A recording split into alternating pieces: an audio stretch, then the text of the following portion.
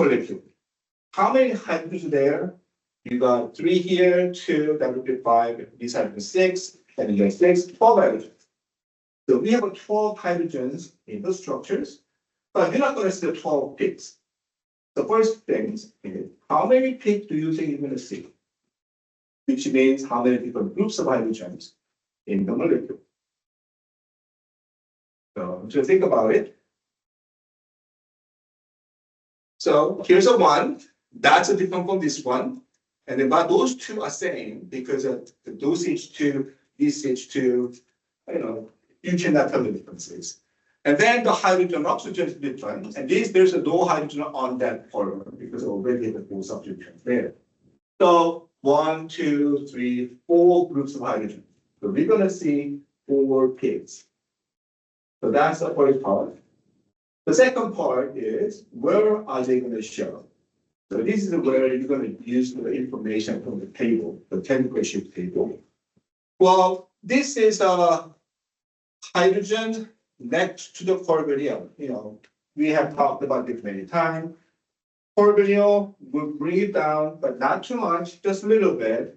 It's going to be appearing like, I should keep changing the number. I made it a long time ago and made a mistake and keep using it. That should be around 2.1 and 2. That's a typical number. 2.2 is a typically with this hydrogen next to the carbonyl ratio. So that's more likely here. But we're estimating, so it doesn't really matter. But what about that one? Where is it going to show? Is it going to be same position, or is it going to be lower than this or higher than that? You're going to make a decision then. So if you think this one gets higher than what makes it goes higher, that's when you can also recognize it too.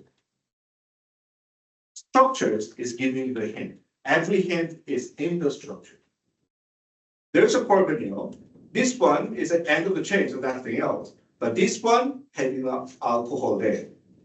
This alcohol will pull into the state. Directly on it, it's going to be between like the 3 and 4, but it's 1 carbon away. That's going to make a small impact. So this one is going to be appearing a little higher than that.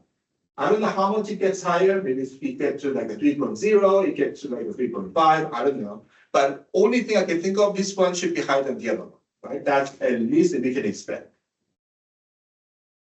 What about that one? That one's almost same position as this one. It's 1 carbon away. So if that one's here, then all these two are going to show right there. This one moved this far, not only because of beta to the alcohol, but alpha position to the carbonyl. This one is too far away from the carbonyl. So this one only have that. So these ones is also like a 1.5. It doesn't get too much issue by having an alcohol in the beta position. Now, we have a hydrogen and oxygen. That's something I told you we cannot incorporate this because we don't know how much hydrogen bonding it will make. But based on the number I gave you, I can estimate maybe this will show like a 4.5. That would be the first place I'm going to get, even though it moves around the region. We figured out the chemical shift. Question?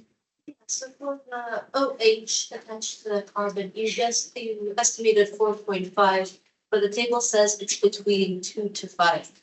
Yeah, you cannot put it a big range there, right? As a reference number, I put the oxygen alcohol 4.5 first, just the first place to start.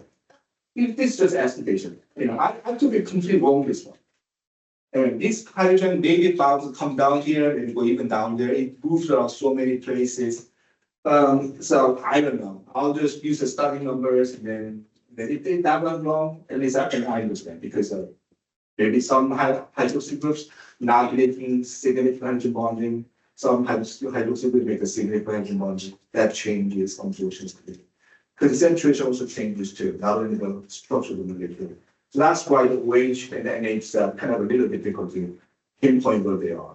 So that's kind of a less significant one. But it's a good question. All right. We talked about the number of the signal, we talked about position of the signal, but the third part is the peak areas. the one with the 6 hydrogen should be tall because it representing 6 hydrogen, right? This one representing 3 hydrogen. That one representing 2 hydrogen. That's why I put this one bigger than the other one. I didn't make it proportional. Yeah, I have a bad artistic skill, so. But I'm pretty sure you guys can do that. And then this one's having just 1 hydrogen. So if you do the integrations, if this integration of this pH should be 1 to 2 to 3 to 6 ratio, that it should be what we need to see, right? So that is something I anticipated. Actual spectrum looks like this. Let's look at each part. These methyl groups next to the carbonyl, where they show up 2.4. That's where it shows up. So I wasn't too wrong, but because I wasn't right, but at least it's not too bad. There's 2.3. That's where it shows up. And then this H2 on the right side one, that one appears like a 2.6, a little higher than 2.6, 0.65. So yeah, that went down a little more than the other one because of the OH is closer. And then the 6 hydrogen on the 2 methyl groups, that appears in 1.35, something like that. So that's tall because of 6 hydrogens.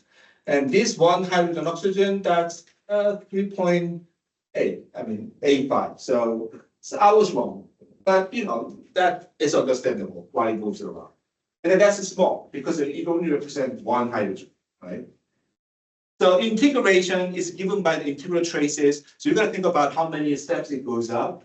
1 hydrogen integral line goes up like a half steps. So the half step means 1 hydrogen, right? This peaks at 2.65. You got 1 step goes up. So I can imagine that would make it 2 hydrogen there, which makes a CH2. And then the one in the 2.3, that was a 1.5 step that makes up 3 hydrogen there. And then the 6 hydrogen one in the 1.6 goes up to 3 steps. So that's integral ratio, means that how much ratio of the hydrogens is based on what unit to get it by 2.